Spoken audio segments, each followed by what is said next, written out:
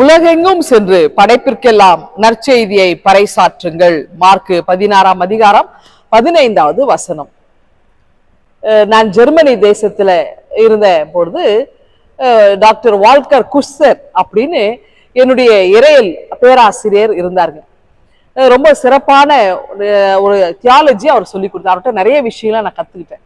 அவர் ஒரு புத்தகம் எழுதியிருந்தார், மெனி ஃபேசஸ் ஆஃப் ஜீசஸ் அப்படின்னு ஒரு புத்தகம்.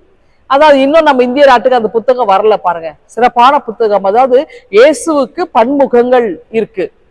அப்போ இதுல என்ன உள்ள படிக்கும் போது இயேசுடைய முகங்கள் பார்த்தீங்கன்னா அப்படியே காயப்பட்டு இருக்கும், ரத்தம் அடிஞ்சிருக்கும், அப்புறமா அந்த முகங்கள்லாம் அங்கங்க உடைஞ்சு போயிருக்கும், அந்த உருவமே சிதைஞ்சு போயிருக்கும், ஒரு அழகான சாந்த ரூபம் எல்லாம் கிடையாது. அப்போ உடைக்கப்பட்ட நொறுக்கப்பட்ட இயேசுவின் முகதம் இன்னைக்கு இருக்கு அப்படின்னு அவர் அந்த புத்தகத்தில் எழுதியிருப்பார். மேபி அது இந்திய சூழலுக்கு அது பொருத்தமா இருக்குங்க. இன்னைக்கு எங்கெல்லாம் மக்கள் நசுக்கப்படுகிறாங்களோ, எங்கெல்லாம் மக்கள் தன்னுடைய வாழ்வாதாரத்தை இழந்து இருக்கிறாங்களோ, ஆண்டவர் இயேசுவும் அவங்களோட ஒன்றிக்கிறார்.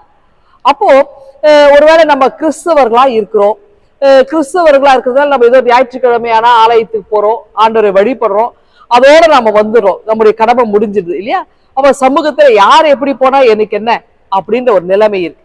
அந்த நிலைமை மாறி நாம் இயேசுவின் நற்சீடர்களாக, அன்றைக்கு ஆண்டவர் அவருடைய திருப்பணி நமக்கு எல்லாம் தெரியும்ல, அவர் யாரோட தன்னை அடையாளப்படுத்தி கொண்டார், யாரோட ஒன்றித்து கொண்டார்.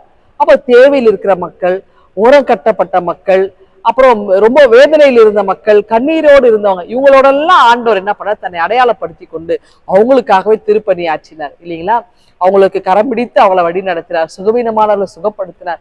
அவருடைய திருப்பணி முழுவதுமாய் எளியவர்களோட அடையாளப்படுத்தப்பட்டது.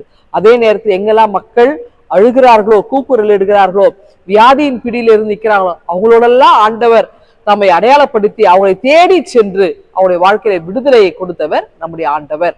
அப்படின்னா ஒவ்வொரு கிறிஸ்தவருடைய மேல இருக்கிற பெரிய அழைப்பு என்ன அப்படின்னா, நம்ம இங்கேயே இருக்கிறது அல்ல, 4 கட்டிடத்துள்ள உட்கார்ந்து நாம ஆண்டவரை துதிப்பதல்ல, நாம் உலகமெங்கும் போக வேண்டும்.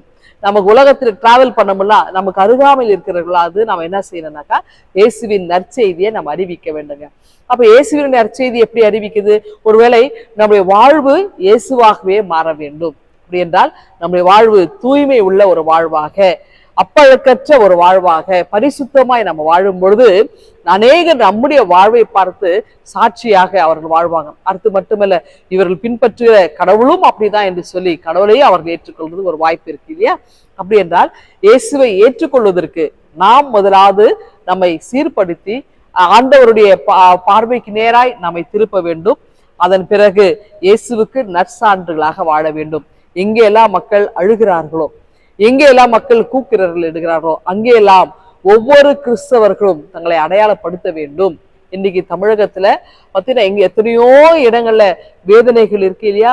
எத்தனையோ பெண் குழந்தைகளுக்கு எதிராக பாலியல் துன்புறுத்தல் நம்ம ஒவ்வொரு நாளும் பார்த்துட்டு வரோம். ஒரு கர்ப்பிணி பெண்ணு கூட என்ன இல்லை, இன்னைக்கு பாதுகாப்பு கிடையாது.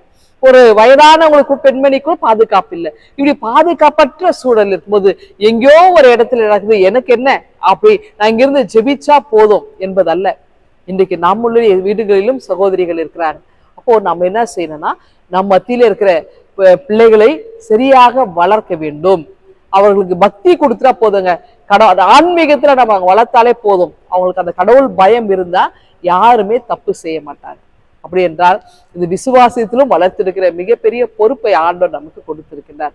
ஆகவே நாமும் நல்ல ஒரு சிறந்த போர் வீரர்களாக, இயேசுவுக்கு உகந்தவர்களாய் எல்லா இடங்களும் ஆண்டவர் நற்சாட்சியா இருப்போமா?